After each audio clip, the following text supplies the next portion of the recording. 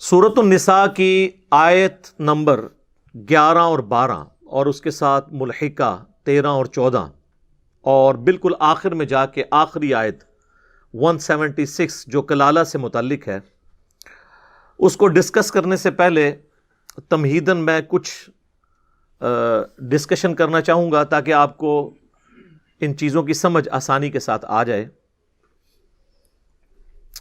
سورۃ النساء کی جو یہ آیات ہیں، انہوں نے اسلام میں جو قانون وراثت ہے اس کو بیان کیا ہے، اور یہ آیات ناسخ ہیں سورۃ البقرہ کی آیت نمبر 180، 180، 181 اور 182۔ کنزیکٹیو 3 آیات سورۃ البقرہ میں آئی ہیں، جس میں پہلے حکم یہ نازل ہوا تھا کہ ہر مسلمان پہ یہ فرض ہے کہ اس نے مرنے سے پہلے اپنے قریبی رشتہ داروں کے لیے اپنی مال و دولت میں کوئی وصیت لکھوا دینی ہے۔ وہ سورۃ البقرہ کی آیت نمبر 180 میں آتا ہے، اعوذ باللہ من الشیطان الرجیم، بسم اللہ الرحمن الرحیم، کتب علیکم اذا حضر احدکم الموت، تم پر یہ فرض کیا گیا ہے کہ جب کبھی بھی کوئی شخص موت کے دہانے پر پہنچ جائے، اسے موت آ جائے، یعنی قریب المرگ ہو، ان ترک خیرا الوصیۃ للوالدین والاقربین، کہ وہ اگر کوئی ترکہ کوئی مال و دولت چھوڑ کر جا رہا ہے تو اس میں وصیت کر دے اپنے ماں باپ اور قریبی رشتہ داروں کے لیے، یعنی بیوی بچوں کے لیے، بالمعروف، معروف طریقے کے اوپر، حقا علی المتقین، یہ اللہ کی طرف سے ایک حق ہے، یہ فرض کیا گیا ہے مومنین کے اوپر، متقین کے اوپر کہ وہ یہ کریں گے۔ فمن بدلہ بعد ما سمعہ، اور اس کے مرنے کے بعد جو کوئی اس کی وصیت کو بدل دے گا، فإنما اثمہ علی الذین یبدلونہ، تو اس کا گناہ ان لوگوں پر ہوگا جنہوں نے اس کے مرنے کے بعد اس کی وصیت کو بدل دیا۔ یعنی اس نے وصیت کی کہ اتنا مال میرے ماں باپ کو ملے، اور بعد میں اس کی اولاد میں سے کوئی قابض ہو کر ماں باپ کو محروم کر دے، تو گناہ جو ہے وہ ان لوگوں پہ ہوگا، اس میت کے اوپر کوئی گناہ نہیں ہے۔ ان اللہ سمیع علیم، بے شک اللہ تعالیٰ سننے والا ہے، علم والا ہے، ایک ایک چیز نوٹ کر رہا ہے، جس کی جو غلطی ہے اس کو اس پہ سزا دی جائے گی۔ فمن خاف من موص جنفا او اثما، ہاں اگر کسی کو خدشہ ہو اس معاملے میں کہ جو مرنے والا ہے اس نے کسی کے ساتھ زیادتی کر دی ہے، کسی بیٹے سے یا بیٹی سے وہ ناراض تھا، اس کو اس نے آنکھ کر دی ہے، تو اسلام میں تو آپ آنکھ نہیں کر سکتے، فَأَصْلَحَ بَيْنَهُمْ فَلَا إِثْمَ عَلَيْهِ، تو آپس میں صلح صفائی کے ساتھ کوئی حصہ مقرر کر رہو تو اس پہ کوئی گناہ نہیں ہے، یعنی تم مرے ہوئے بندے کی وصیت بدل بھی سکتے ہو اگر وہ کسی کے ساتھ زیادتی کر کے مرا ہے۔ ان اللہ غفور الرحیم، بے شک اللہ تعالیٰ بخشنے والا ہے، مہربان ہے۔ تو یہ جو آیات تھی نا، ان میں حکم تھا کہ مرنے سے پہلے وصیت کرنی ہے،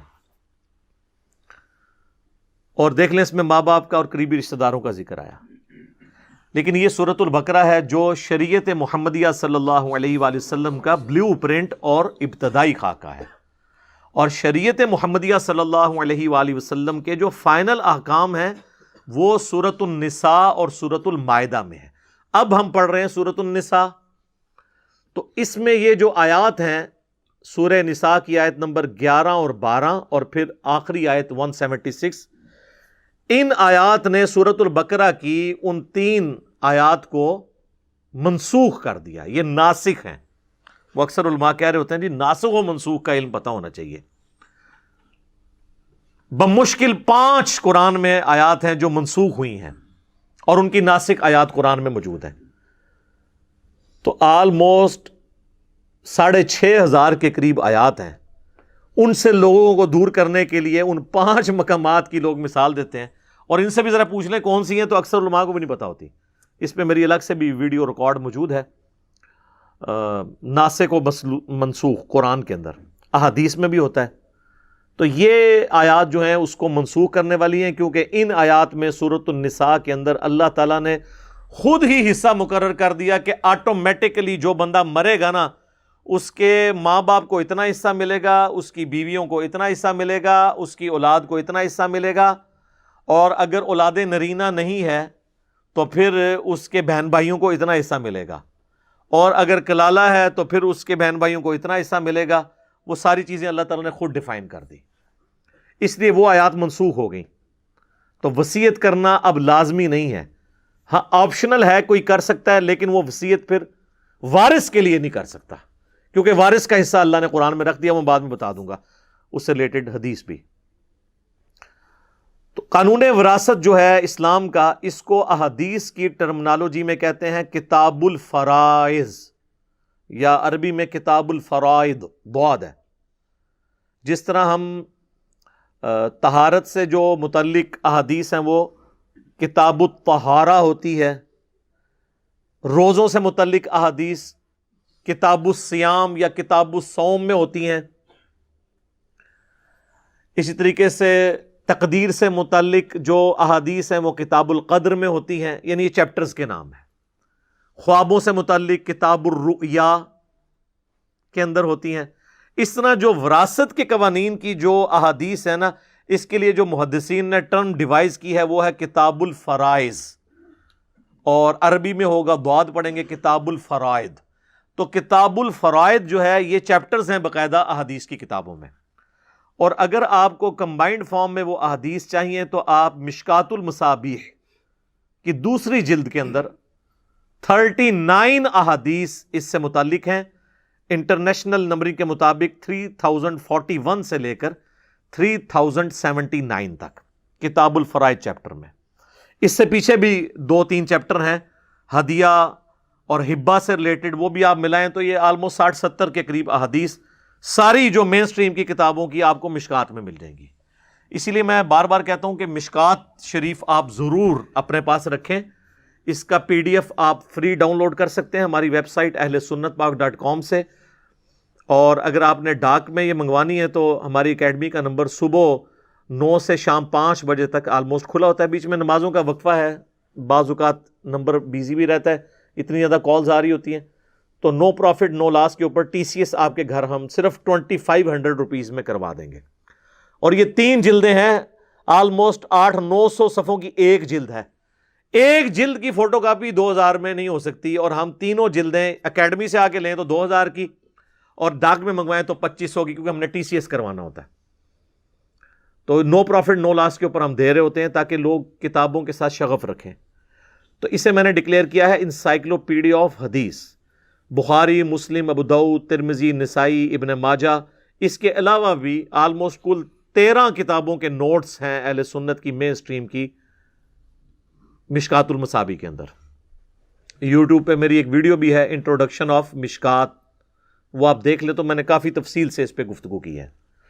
تو یہ مشکات اگر آپ کے پاس آ گئی تو آلموسٹ تمام ٹاپکس پہ میجورٹی احادیث آپ کے پاس ایک جگہ پہ آئیں گی، اور یہ بہت بڑی خدمت ہے۔ آج سے آلموسٹ 700 سال پہلے امام ولی الدین تبریزی المتوفی 748 ہجری، اب یہ چل رہا ہے 1442 ہجری، تو آلموسٹ 8 سے 700 سال پہلے انہوں نے یہ کتاب لکھی ہے۔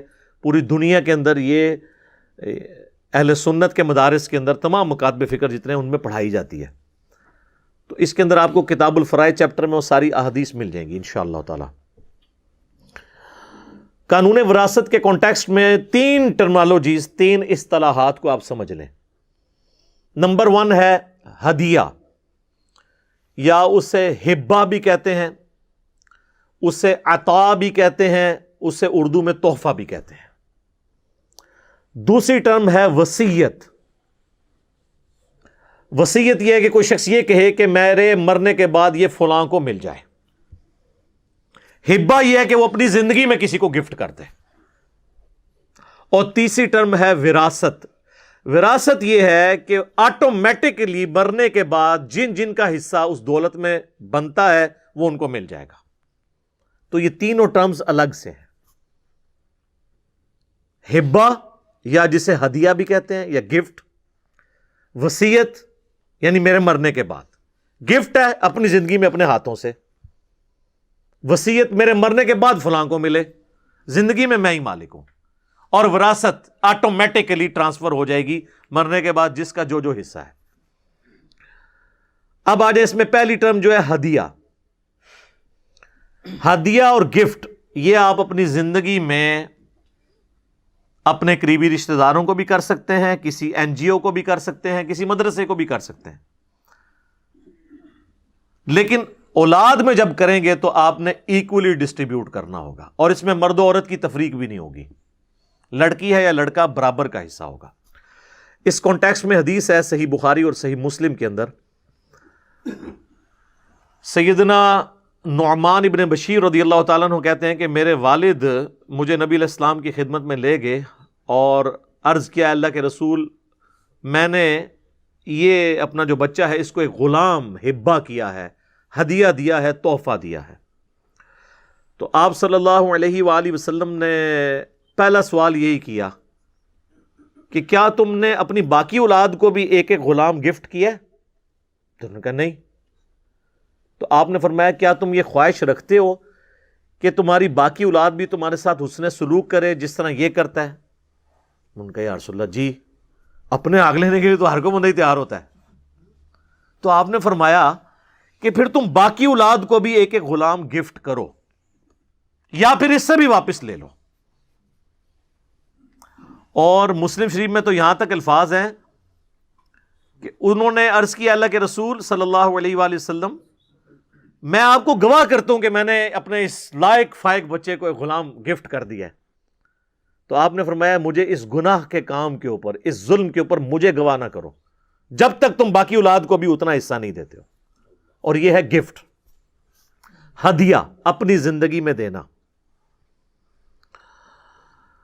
اس حوالے سے ایک اور حدیث ہے صحیح بخاری کے اندر کہ اللہ کے محبوب صلی اللہ علیہ وآلہ وسلم نے فرمایا کسی کو گفٹ دے کر واپس لینے والا ایسا ہی ہے جیسا کہ کوئی کتا قے کر کے اس کو چاٹ لے، اور ہمارے لیے ایسی بری مثال نہیں ہو سکتی۔ یعنی نبی علیہ السلام نے فرمایا کہ گفٹ کسی کو دے کے واپس نہیں آپ لیں گے، یہ حرام ہے۔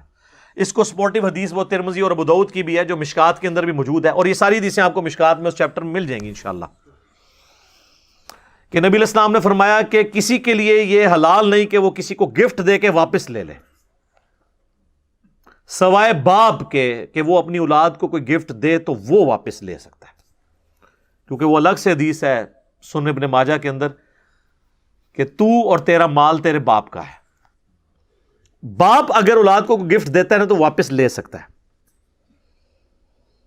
اور آپ کسی کو گفٹ دیں گے تو آپ واپس نہیں لیں گے، کیونکہ نبی علیہ السلام نے اسے کتے کی مثال بیان کیا اور کہا کہ یہ بری مثال ہے۔ لیکن یہاں پہ یاد رکھیے گا کہ ماں باپ اپنی اولاد کو آنکھ نہیں کر سکتے۔ اکثر ناراض ہو جاتے ہیں تو کہتے ہیں کہ وہ اخبار میں بھی اشتہار دے دیتے ہیں کہ جی میں اپنی ساری منقولہ غیر منقولہ فلاں، وہ پوری جوڈیشری کی لینگویج میں وہ لکھا ہوتا ہے، اس سے میں اپنی اولاد کو آگ کرتا ہوں۔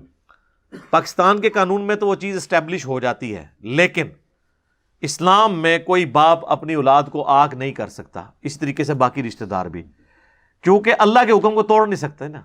قطع رحمی تو آپ کر ہی نہیں سکتے، رحمی رشتوں کو کون کاٹ سکتا ہے؟ کوئی کتنا بھی نافرمان بیٹا ہو، باپ یہ تو نہیں کہہ سکتا یہ میری اولاد نہیں ہے۔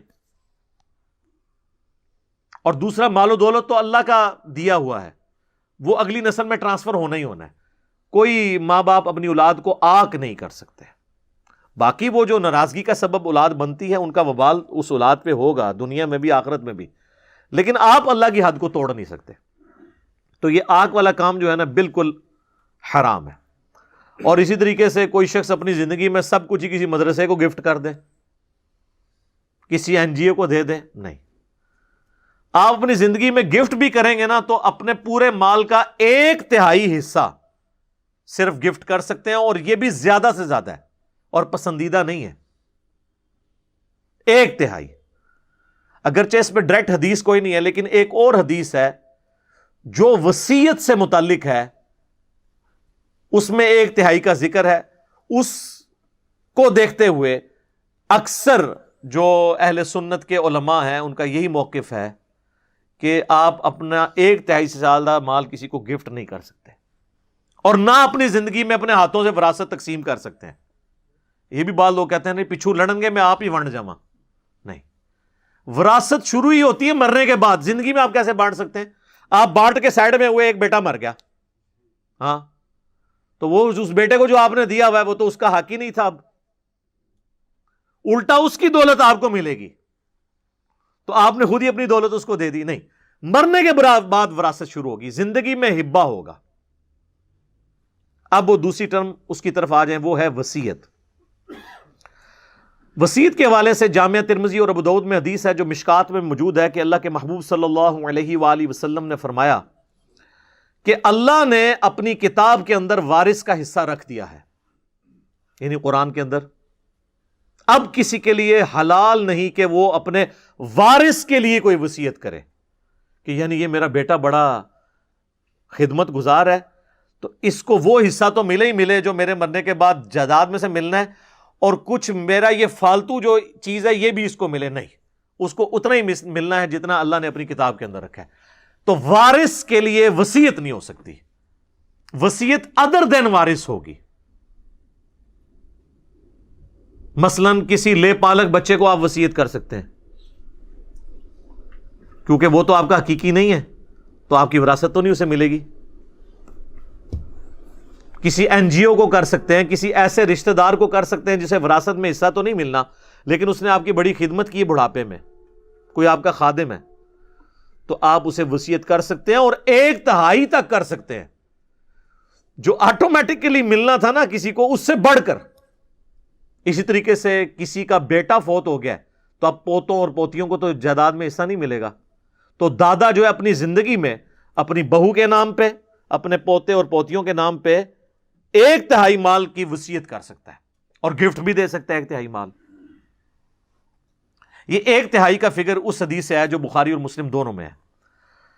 صحیح بخاری اور صحیح مسلم کی متفق علیہ حدیث ہے، یعنی دونوں کتابوں میں ہے. سعد ابن ابی وقاص رضی اللہ تعالیٰ عنہما کہتے ہیں کہ فتح مکہ کے موقع پر میں اتنا بیمار ہوا کہ مجھے یہ یقین ہو گیا کہ اب میں زندہ نہیں بچ پاؤں گا. حالانکہ وہ اس کے بعد بھی تقریباً آپ سمجھ لیں 45 سال تک زندہ رہے ہیں، اور 56 ہجری میں حضرت معاویہ کے دور میں سب سے آخری بدری صحابی جو فوت ہوئے وہ سعد ابن ابی وقاص ہیں رضی اللہ تعالیٰ عنہما. تو اس زمانے میں علم غیب نہیں ہوتا تھا نا، بزرگوں کو تو پہلے ہی پتا چل جاتا ہے کہ اب مرنے والے ہیں.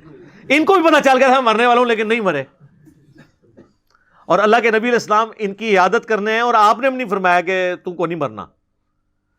تو انہوں نے کہا یا رسول اللہ صلی اللہ علیہ وآلہ وسلم میری خواہش ہے کہ میں اپنا سارا مال جو ہے نا وہ ہدیہ کر دوں کسی نیکی کے کام میں، کیونکہ میری تو ایک ہی بیٹی ہے. ان کے ذہن میں ہوگا اس کی تو شادی ہو جانی ہے، اس کو کیا دولت کی ضرورت ہے. تو آپ صلی اللہ علیہ وآلہ وسلم نے فرمایا، انہوں نے پوچھا یا رسول اللہ اجازت ہے؟ آپ نے فرمایا لا، نہیں. حالانکہ نبی علیہ السلام کی مبارک زبان سے لا کا لفظ نہیں نکلتا تھا. بہت ہی کم مواقع پہ ایسا ہوا ہے کہ آپ نے لا کا لفظ بولا ہے جہاں بہت ضرورت پڑی ہے، اور ان میں سے ایک موقع یہ تھا. انہوں نے کہا یا رسول اللہ صلی اللہ علیہ وآلہ وسلم 2/3 مال کر دوں؟ فرمایا لا، یہ زیادہ ہے. کہا آدھا مال؟ فرمایا لا.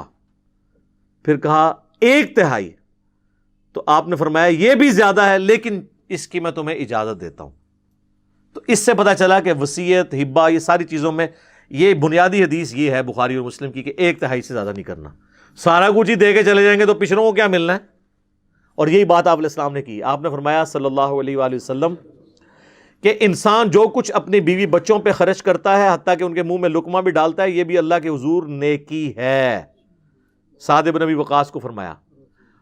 اور پھر فرمایا آپ صلی اللہ علیہ وآلہ وسلم نے کہ اپنی اولاد کے لیے کچھ چھوڑ کر مرو، یہ اس سے بہتر ہے کہ تمہارے مرنے کے بعد وہ لوگوں سے مانگتی پھرے. اور جو تم اپنی اولاد کے لیے بھی چھوڑ کے مرو گے نا تو وہ ثواب ہے. عام لوگ یہی سمجھتے ہیں، اور مولوی ان کو پٹی یہی پڑھاتے ہیں کہ یہ مدرسے نو لکھ دو. وہ یہ سمجھتے ہیں کہ مدرسے کو لکھ دیا تو ثواب ہوگا، اور اگر میری اولاد کو وراثت گئی تو ثواب نہیں ہوگا. نہیں بھائی، اولاد کو بھی جائے گا تو ثواب ہوگا، ثواب تو ہونا ہے. تو نبی علیہ السلام نے 1/3 مال زیادہ سے زیادہ کی اجازت دی کہ اس کو تم وصیت کر سکتے ہو، اس سے زیادہ نہیں، 2/3 پچھڑوں کے لیے چھوڑ کے مرو. یعنی آپ علیہ السلام نے ناپسند فرمایا کہ کوئی شخص سب کچھ ہی اللہ کی راہ میں خیرات کر کے چلا جائے. اچھا، اب یہ جو وراثت ہے یہ تقسیم ہوگی. جو مرنے والا شخص ہے اس کا قرضہ پہلے اتارا جائے گا، اس کے بعد جو اس نے وصیت کی ہے وہ دی جائے گی، باقی جو مال بچ جائے گا نا وہ آپ نے پھر ورثاء میں تقسیم کرنا ہے اس طریقے پہ جو سورہ النساء کی آیت نمبر 11 اور 12 اور 176 میں آیا. اور کچھ تفصیلات بخاری اور مسلم اور باقی حدیث میں آئی جو مشکات کی دوسری جلد میں کتاب الفرائض چیپٹر کے اندر موجود ہیں. لیکن پہلے قرضہ اتارنا ہے اور وصیت کو پورا کرنا ہے. اس کے بعد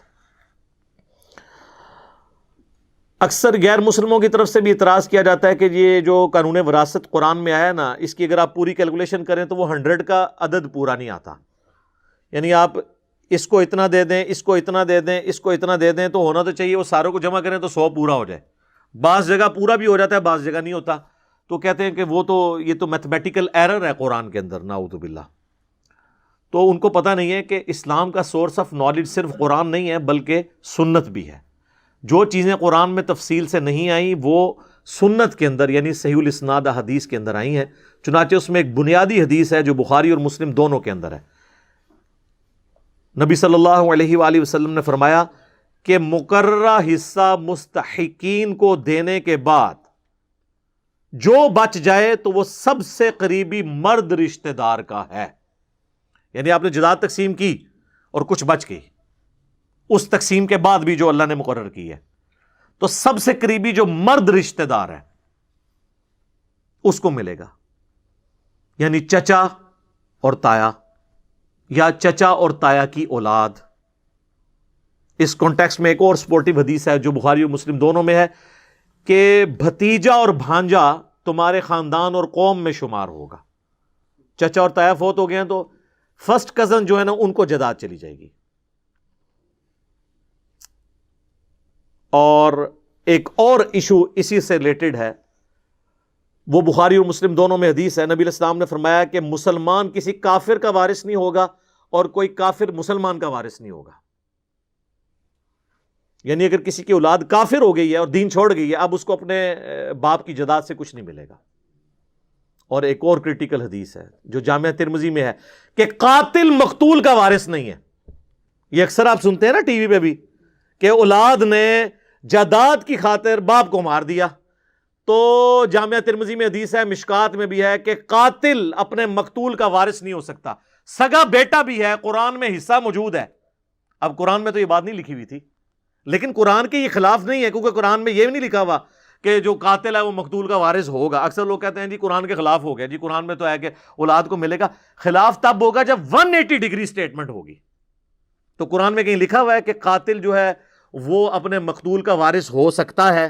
وہ کہتے ہیں نہیں لکھا تو نہیں ہوا لیکن انڈرسٹوڈ ہے. نہیں، انڈرسٹوڈ نہیں ہوتا. وہ ترمذی میں حدیث ہے اور لاجیکل ہے، ورنہ تو سارے ایک دوسرے نے چکیاں بن گے تو جداد مالک ہو جان گے. تو یہاں پہ لوگ جداد ہتھیانے کے لیے قتل نہیں کر دیتے. تو جو قاتل ہے نا، وہ جس کو قتل کر رہا ہے نا، چاہے اس کا بیٹا ہے، اس کا بھائی ہے، وہ اس کی جداد میں سے اسے 0 سزا تو اس نے دنیا اور آخرت میں بھگتنی ہے، جداد نہیں اسے ملے گی. اسی طریقے سے صحیح بخاری میں حدیث ہے کہ بیٹی کے لیے آدھا حصہ ہے اور پوتی کے لیے 1/6 ہے. اگر جو مرنے والا کی سچویشن ایسی ہے کہ وہ اس کے ماں باپ بھی نہیں تو اس طریقے سے آگے بھی ٹرانسفر ہوگی. اچھا، یہ میں وراثت کے قوانین کے حوالے سے آپ کو بتا دوں کہ پیٹ مسائل جو قرآن میں آئے نا اس پہ تو ہے اتفاق. باقی چھوٹی موٹی ڈیٹیلز کے اندر اہل سنت کے اندر بھی اختلاف پایا جاتا ہے اور سنی شیعہ کنفلکٹ میں بھی اختلاف رائے موجود ہے. لہٰذا ان مسائل میں زیادہ الجھنے کی ضرورت نہیں ہے. جو آپ کو بہتر رائے لگتی ہے نا وہ آپ کر لیں. اصل جو چیز پوری کرنے والی جو بنیادی باتیں ہیں وہ وہی ہیں جو قرآن کے اندر آئی ہوئی ہیں. باقی چیزوں کو اللہ تعالیٰ نے خود اجتہاداً چھوڑ دیا ہے. جو بھی بیٹر سچویشن ہوگی اس کے مطابق عمل کر لیا جائے. اسی طریقے سے میرے بھائیوں، جو ابو داؤد میں ایک اور حدیث ہے کہ ماں نہ ہو تو دادی کے لیے 1/6 حصہ ہوگا. تو دادی کو وراثت مل جائے گی. دادے کی وراثت پوتے تک نہیں آتی, لیکن پوتا اور پوتی کی وراثت چلی جاتی ہے ادھر تک. اب کسی کے دماغ میں ہے کہ ایسا کیوں ہے, تو قرآن میں اس کا ذکر آ جائے گا انہی آیات میں کہ اللہ بہتر جانتا ہے کہ کون کس چیز کا زیادہ حقدار ہے. مورل لاز جو ہے نا وہ ہوتے ہیں ریویلڈ نالج, وہی کے علم سے.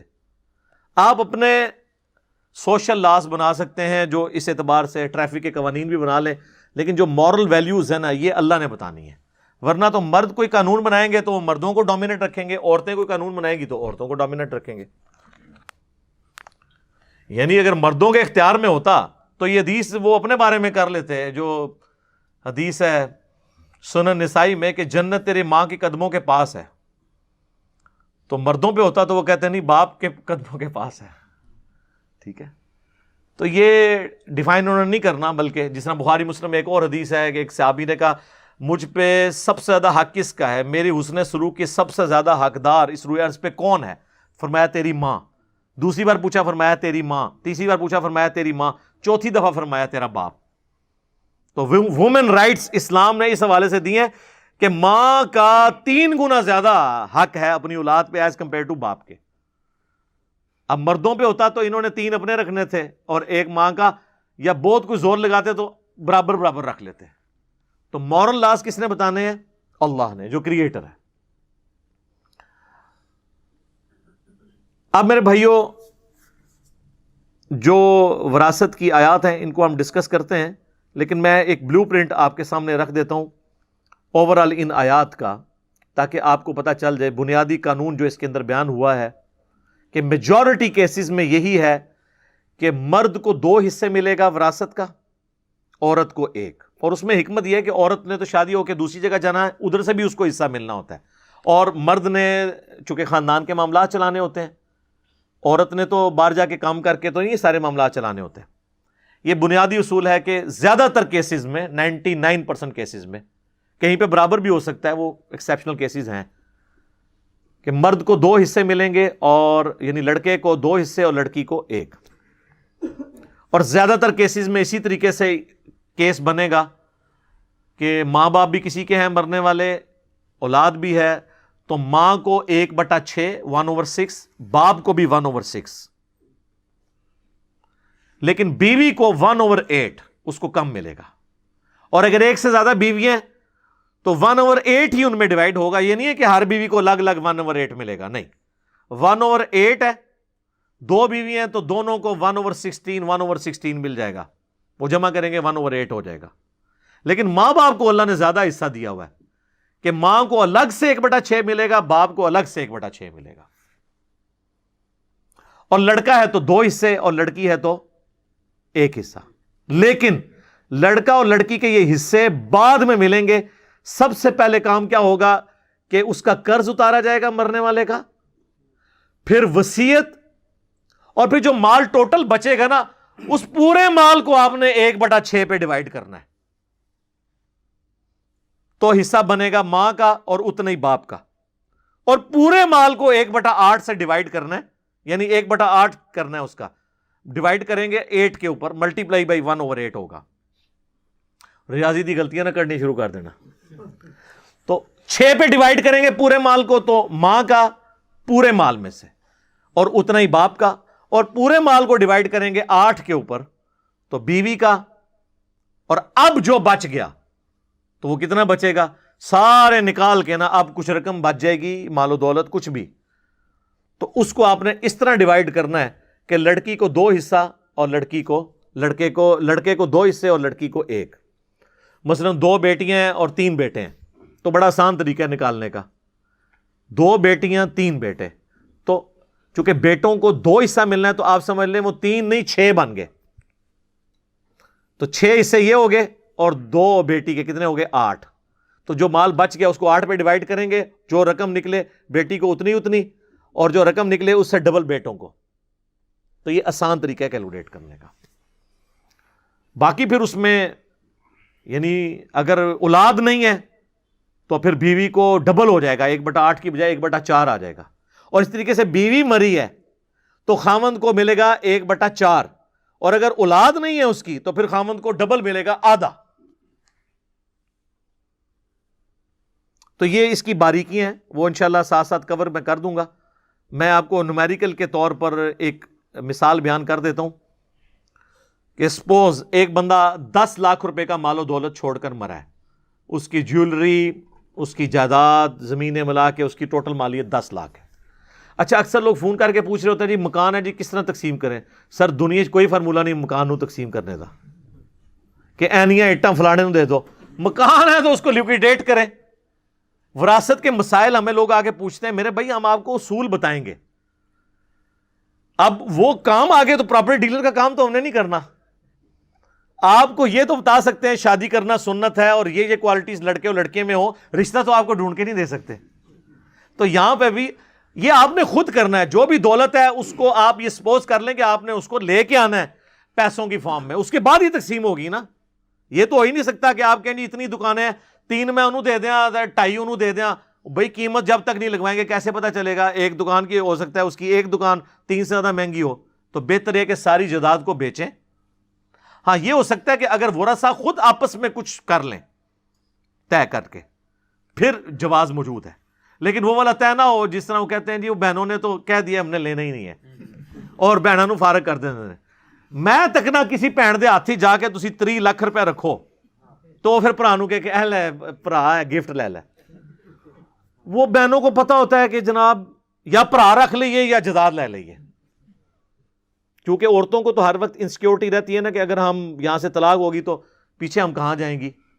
تو ان کو رشتہ داروں کا، اور اکثر اوقات عورتوں کے اندر یہ خامی ہے کہ ان کو اپنے بھائی اور بھائیوں کے اولاد بعض اوقات اپنے خاوند اور اپنی اولاد سے بڑھ کے عزیز ہوتے ہیں، چاہے وہ جتنا مرضی ذلیل کریں ان کو۔ تو اس لیے وہ کہتے ہیں جائیداد نہ ہی مطلب نہ ہی لیں ان سے۔ ویسے تو آپ ذرا جو کہتے ہیں نا جی اس طرح گفٹ ہو سکتا ہے، تو وہ عورت ایک دفعہ پیسے لے اور اپنے خاوند اور بچوں کو بھی بتا دے کہ جی میرا 30 لاکھ روپے مجھے ملا ہے باپ کی طرف سے، تو بچوں میں آپ کو گواہ کرتی ہوں کہ میں اپنے بھائی کو گفٹ کر رہی ہوں، تو میں تک نہ کیڑا بچہ کرن دینا ہے۔ سب کہانیاں بنائی ہوئی ہیں، ان سے نمازیں پڑھوا لیں، داڑیاں رکھوا لیں، باقی سارے نیکی کے کام کروا لیں، بہنوں کی جائیداد یہ ہڑپ کر لیتے ہیں۔ اور وہ ہم پڑھ چکے ہیں سورہ نساء میں کہ جو لوگ یتیموں کا مال نہ حق کھا رہے ہیں، جائیداد چاہے یتیم کی ہو یا غیر یتیم کی، وہ اپنے پیٹوں میں دوزخ کی آگ بھر رہے ہیں۔ ہاں جی، اور بخاری مسلم میں حدیث ہے جس نے ایک بالشت کسی کی زمین دبا لی 9 انچ، 7 زمینوں کا توق اس کے گلے میں ڈالا جائے گا قیامت والے دن۔ یہاں پورے پورے پلاٹ ہڑپ کر جاتے ہیں، مذاق بنایا ہوا ہے، اور پھر کہتے ہیں کہ جی وہ جی بہنوں نے خود ہی معاف کر دیے۔ بہنیں بیچاری کیا کریں؟ اور بعض اوقات یہ بھی کیڑا ہوتا ہے کہ جی وہ یہ بہن جب ہم نے شادی کی تھی اس کو زیور اور ہم نے جہیز دے دیا تھا تو وہی وراثت ہوگی۔ نہ سر، وہ ہبہ ہے، گفٹ ہے۔ وراثت تو مرنے کے بعد ہوتی ہے، اس کا وراثت سے کوئی تعلق نہیں ہے، وراثت تو آپ کو دینی ہوگی۔ اور کئی اس سے زیادہ ہوشیار بنتے ہیں نا تو وہ مطلب اپنی زندگی میں ہی نا وہ جو ماں باپ ہے نا وہ اپنے بیٹوں کے نام کر کے نا جائیداد، اور بیٹیوں کہتے ہیں کہ تنو اینا نا سی زیور پاتا ہے جہیز تو تسی تو وراثت نہیں لبنی۔ تو اب مجھے بتائیں بچیوں نے کیا ماں باپ کو کیا کہنا ہے؟ زیادتی کر رہے ہوتے ہیں۔ ہمارے پاس تو کئی ایسے نیک سیرت لوگ بھی ہیں کہ انہوں نے کہا کہ جی ہمارا باپ اس طرح ہماری بہنوں کو محروم کر گیا تھا، لیکن ہم چاہتے ہیں کہ اپنے باپ کو اس عذاب سے بچائیں جو آخرت میں وہ بھگت رہا ہوگا، تو اب مرنے کے بعد ہم بہنوں کو جائیداد دے دیں۔ تو میں کہتا ہوں بالکل ضرور دیں۔ اور کئی لوگ کہتے ہیں جی خود بھگتیں گے، ہمارا تو کوئی قصور نہیں ہے۔ تو پھر میں ان کہتا ہوں لعنت ہے تیری اولاد ہونے کے اوپر کہ جس باپ نے اتنی محنت سے کمایا تیرے لیے، اور کمایا اس نے تھا اور تجھے دے کے چلا گیا، اور تو اس کے کمائے ہوئے سے اس کی بچیوں کو دے کر اس کو آخرت کے عذاب سے بچانے کے لیے تیار نہیں ہو رہا، تو لعنت ہے تیرے اوپر۔ تو کیسی اولاد ہے کہ تو نے کمایا بھی نہیں، کمایا تیرے باپ نے تھا، تجھے گفٹ کر گیا، غلط کام کر گیا، اور اب تو اپنے باپ کو عذاب سے بچانے کے لیے اپنے باپ کا مال ہی اسی کی اولاد کو دینے کے لیے تیار نہیں ہو رہا۔ تو یہ بھی لوگ کرتے ہیں۔ تو انسان کو غور کرنا چاہیے کہ وہ صرف چند ایک رسومات تک دین کو فالو کر رہا ہے، کیا وراثت کے قوانین میں بھی اس نے دین کا کوئی حصہ رکھا ہوا ہے، یا اس کو اسی طریقے سے چھوڑ دیا۔ تو اب سپوز کوئی بندہ 10 لاکھ روپے چھوڑ کر مرا ہے، 2 لاکھ اس پہ قرضہ تھا، باقی کتنے رہ گئے؟ 8 لاکھ۔ 1,00,000 کی اس نے کوئی وصیت کی ہوئی تھی کسی این جی او کے لیے, مدرسے کے لیے, کسی غریب آدمی کے لیے, باقی کتنے رہ گئے؟ 7,00,000. اب یہ جو 7,00,000 بچا ہے نا, اس کو آپ سیدھا 8 کے اوپر ڈیوائڈ کریں گے اور جو نکلے گا سیدھا اس کی بیوی کو جائے گا. وہ بن رہا ہے 87,500. اور اگر 2 بیوی ہیں تو 87,500 کو 2 پہ ڈیوائڈ کر کے دونوں کو آدھا آدھا دیں گے. اور یہ پورا مال 7,00,000 اس کو دوبارہ سے آپ نے ڈیوائڈ کرنا ہے 6 کے اوپر, تو یہ بنے گا 1,16,667. 667. بیوی کا تو بنا تھا 87,500, یہ بنا 1,16,667. 667 زیادہ. تو اتنا ہی ماں کو, اتنا ہی باپ کو. ماں کو بھی دے دیا, باپ کو بھی دے دیا, بیوی کو بھی دے دیا. تو اب جو 7,00,000 میں سے آپ بیوی کا بھی نکال دیں, ماں کا بھی نکال دیں, باپ کا بھی نکال دیں, جو باقی بچے گا نا وہ اب اولاد میں تقسیم ہونا ہے. اگر 2 بیٹے 1 بیٹی ہے تو ہم یہ سمجھ لیں گے کہ 2 نہیں 4 ہیں, کیونکہ بیٹے کو ڈبل ملنا ہے. تو 4 اور 1 بیٹی 5, 5 پہ ڈیوائڈ کریں گے تو جو رقم آئے گی نا وہ آپ دے دیں گے اس کی بیٹی کو, اور اتنی رقم ڈبل کر کے, یعنی 2 دفعہ بیٹے 1 بیٹے کو اور 2 دفعہ دوسرے بیٹے کو. یہ سمپل ہے. باقی میں نے آپ کو ایک جنرل پورا ایک بلیو پرنٹ کلیئر کر دیا. سورہ نساء کی آیت نمبر 11 اور 12 ہم جلدی سے کور کر لیتے ہیں, اور کلالہ والی آیت جو آخری ہے 176 اس کو بھی. باقی جب وراثت کے اس طرح کے ایشو آئے نا تو خود کاپی پینسل لے کے بیٹھنے کی بجائے کسی سمجھدار بندے سے رابطہ کریں, کسی عالم دین کے پاس چلے جائیں اور صرف اس پہ بھی رلائے نہ کر لیں, اس کو کہیں بتائیں کہاں لکھا ہوا ہے, کس طریقے سے ڈیوائڈ ہوگا. اور یہ فون پہ نہیں یہ مسئلے حل ہوتے ہیں. اکثر لوگ فونوں کے چکر میں پڑے ہوتے ہیں, فون پہ نہیں پتا ہوتا. اب فون پہ کیسے پتا ہے کسی پہ کیا قرضہ ہے؟ کئی لوگ مسائل پوچھتے ہیں, وہ آدھی بات بتاتے ہیں, آدھی بتاتے نہیں ہیں. فون پہ نہیں ہے, ریٹن میں فتویٰ مانگا جاتا ہے, اور اس میں سارے سٹیک ہولڈر موجود ہوں. یہ نہ ہو کہ آپ غلط بیانی کر رہے ہو. تو ہماری اکیڈمی میں لوگوں کے فون آتے رہتے ہیں, جی یہ تقسیم کر دیں جی. وہ میرے بھائی پوری دنیا میں اور کوئی جگہ نہیں ہے. وراثت کی تو چیزیں وہ ہیں جو قرآن کے اندر آئی ہیں, اس میں تو اختلاف ہی کوئی نہیں ہے. اس میں تو حنفی شافی والا مسئلہ ہی نہیں وراثت کے قوانین کے اندر. میجورٹی چیزوں میں وہ بہت ایکسیپشنل کیس ہے جس میں کوئی چیز ایسی آ جائے, ادروائز عام جو کیسز ہوتے ہیں نا وہ اسی طریقے سے ہو رہے ہوتے ہیں. تو اس کے لیے جو ہے نا وہ آپ کسی بھی ذمہ دار عالم دین سے رابطہ کریں, خود اس کے پاس کیلکولیٹر لے کے بیٹھ جائیں اور ڈیوائڈ کر کے جو جو حصہ بنتا ہے جس جس کا بنتا ہے وہ اس کو دیں. اور یہ جو بہنوں سے معافی والا چکر ہے نا, اس سے آپ بچ کے ہی رہیں, یہ بہت بڑا فتنہ ہے.